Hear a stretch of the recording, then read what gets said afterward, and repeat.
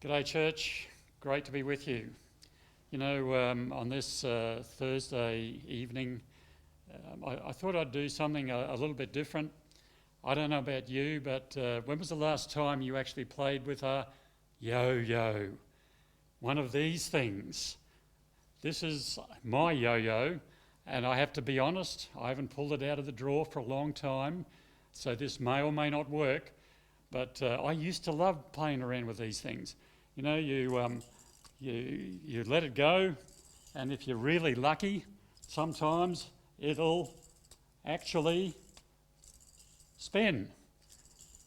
But mine's not doing it. There it is. I don't know whether you got that, but I've learned something about yo-yos over the time, and I was probably better at it before than I am today, so forgive me. But I used to know all these tricks that you could do with a yo-yo. And some of you maybe even have one in your drawer somewhere. But, the trick with yo-yos is that you throw it out there and it spins at the bottom of the string. And while it's spinning, you can do all sorts of crazy things. We used to do rock the baby and round the world and all these crazy sort of tricks. And I know some of you are saying, what on earth is he talking about? Well, go talk to somebody a little older and they might be able to tell you. Anyway, the point about yo-yos is fascinating when you really start to think about it. When the yo-yo is extended is when you do all the things that people like to watch. But the reality is that in a competition, now you may or may not know this, but I used to be in yo-yo competitions once, and the reality is that you can do the most amazing trick, but here's the point. If you can't get the yo-yo back into your hand before it stops spinning, then it doesn't matter how good the trick is, it doesn't count. It's got to come back into your hand. Think about that with God just for a moment. I think it's a classic. You see, God says to us in Jesus, and he says this today to you and to me and to his ecclesia, his church. The reality is he says, I want you to come back into my hand, come back to the Father's hand, because that's where you get the reward. You can be out there spinning all you like in the world, and trust me, in this time there's a lot of spinning going on, and we're trying our best to figure out different ways of being the church, let alone being in the world.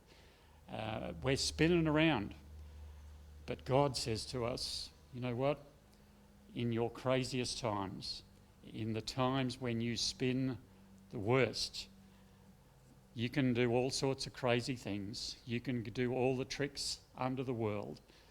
But if you want to find rest, if you want to find peace, if you want to find strength to carry on, come back to the Father's hand, because that's where you gain the reward.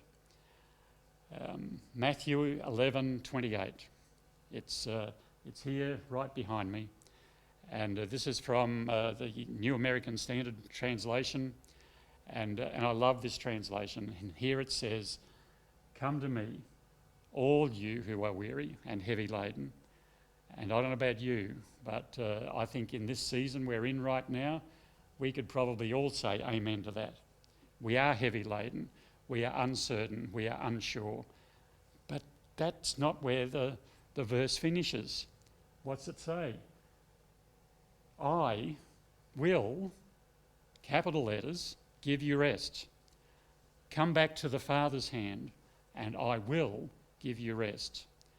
And I want to encourage you tonight as you navigate your family situation, your community situation, dare I say even the church's situation going forward over these next weeks.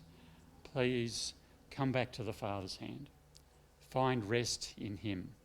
It's fascinating. Last Sunday we just had the Oasis service, and this morning, just out of curiosity more than anything else, I picked up the translation version of that same verse, and and it's a few different words, but where this translation says, I will give you rest, the Passion Translation says that I will refresh you. I will refresh you because I, that is Jesus, am your oasis. Isn't that remarkable? I think that's so powerful to quote Esther, such a time as this. God bless you.